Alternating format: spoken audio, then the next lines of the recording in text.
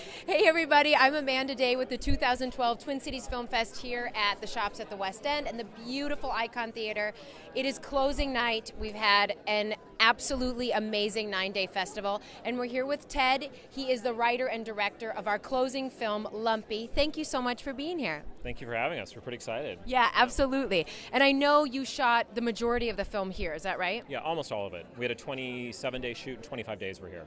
Wow, okay. How did you come about choosing Minnesota? Because we'd like to find out and have more films come here. That would be good. I'd be happy to shoot more films here. You write what you know, and I had written a story about Minnesota, and I didn't honestly think we'd have a chance to come back here just because on a mathematical level, the tax rebates just aren't as aggressive as they are in some other states. Wait. Did everyone hear that? Yeah. Make a note of that, please. It's true. Write your congressman. Yeah. But at the end of the day, it did help. The snowbait helped a little bit, and we have a weather issue. We have a frozen lake. We have an ice fishing stunt. We were chasing weather. We went into prep in February, so there weren't a lot of choices if we wanted to keep the story as written, unless we wanted to go to Canada, and we didn't. So I was pretty happy to come back home. I was born and raised here. I lived here for 25 years, so it was a homecoming. It's a good place. It's a great place. Yeah, it's a special place. I've traveled a lot, and I think there's something very unique about Minnesota. Yeah, well, and I think it's kind of underrated.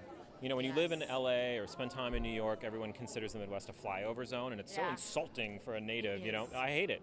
So I kind of wanted to show off a little bit. Yeah. Minneapolis and St. Paul are beautiful cities. The architecture is beautiful.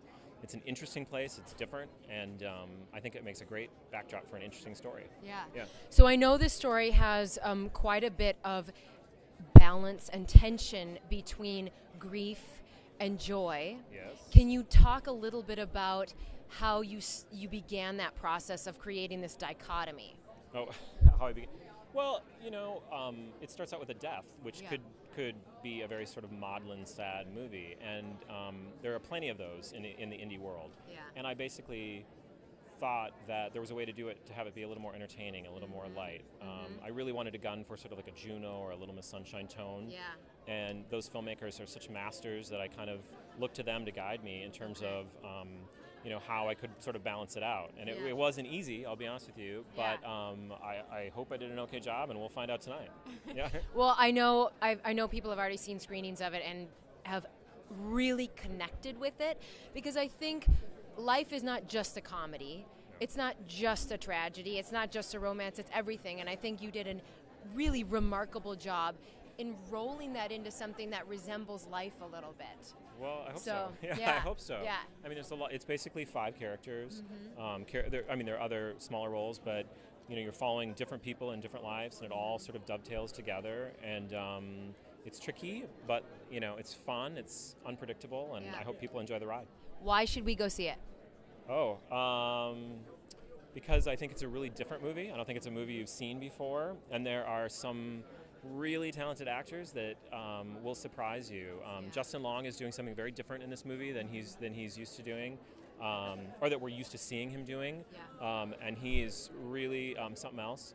Addison Timlin, this is her first major role in a film, and I think, remember that name because you're going to hear it again and again. She will knock your socks off in this role. And Jess Weixler, Golden Globe nominated Frances O'Connor, Evan Jones. It was an amazing treat. Not a lot of first-time directors get to work with a cast like this. No kidding. Yeah. Okay, so No my last question to you, because Minnesota has a really thriving film community, and a lot of people are going to be looking to move into the directorial and writing role. What would you recommend as far as a book to read and a movie to see? Hard questions. Yeah, it's not one book. It's a lot of books. I didn't go to film school, and I worked in Hollywood for a long time. Eventually, I worked at a studio. I worked at Paramount. Eventually started writing.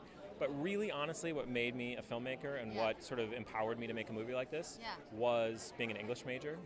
And I went to St. Olaf College, right down here in Northfield, Minnesota, and it's about storytelling. The whole reason I went into writing and directing was to tell stories. And so if you can tell a story and you have an imagination, that's filmmaking. It's not for me, it's less about, and there are amazing crew people here that I couldn't have made the movie without. There's really talented people. But for me, personally, directing was about telling that story. Yeah. So it goes back to not one book, but a lot of books. Yeah. Yeah. Well, thank you so much for giving us the opportunity to help you tell your story. Oh. We're really, really happy Oh. that you chose the Twin Cities Film Fest, and we're about to go in, so I'm excited. All Thank right. you so Thank much. you. Thank you very much.